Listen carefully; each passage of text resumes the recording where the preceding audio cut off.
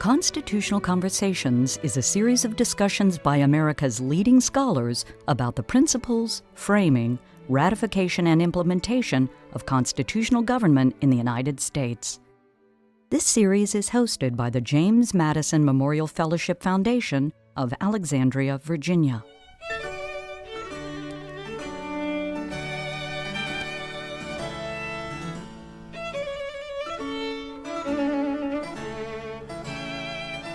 Is there a particular actor on the American stage who you think most embodies this sort of moderate philosophy and perhaps the element of the new science of politics that Montesquieu is putting forth?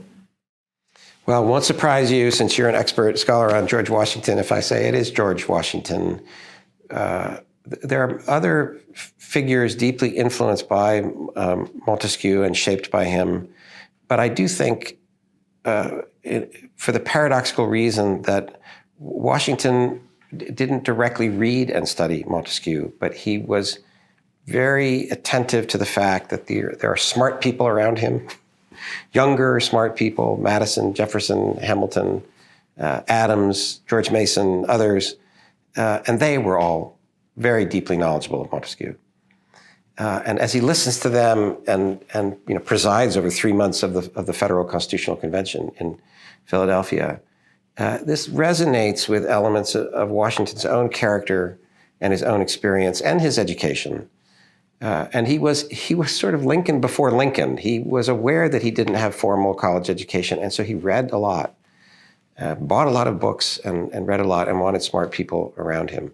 So it is paradoxical to think that he's the probably single figure that best embodies the philosophy of moderation in Montesquieu, even though he was not as well read in Montesquieu as these other figures. So just a couple of examples from Washington's own life, that he's a very powerful man physically, he's a very ambitious man, but and sort of an old-fashioned idea from Cicero and from Christianity that Montesquieu talks about and adopts, that powerful people can do good things, but to be a decent, humane, Christian, powerful person in politics, you have to be more moderate and moderate yourself and moderate your ambitions, especially the idea of serving. So Washington is the public servant general who somehow conquers, through his own prudence and extraordinary diligence and those of others.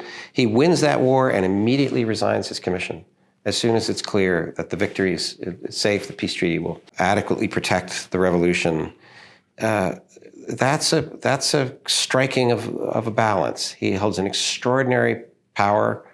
He's really kind of the president of the United States already as the chief diplomat and single executive, and yet he resigns his commission to the Confederation Congress and retires.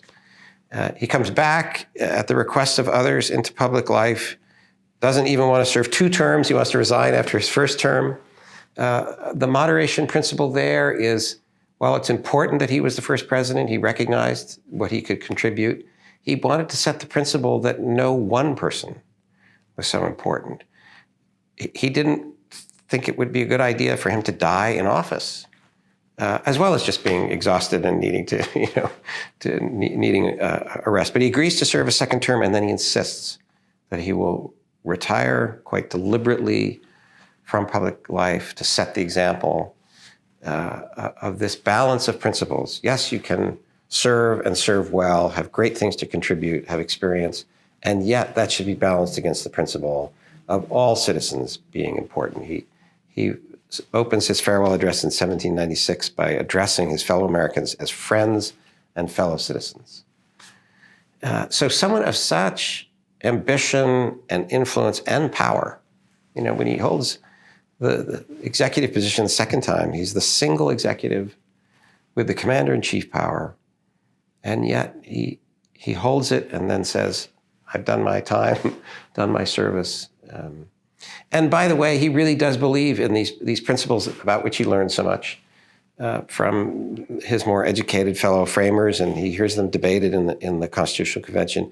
He, as president, repeatedly, from his first inaugural address forward through 8 years to his farewell address, repeatedly endorses the principles of the constitutional separation, distribution of powers, the principle of federalism, that there's only so much the federal government should do according to the Constitution, and then the state governments have their sovereign authorities.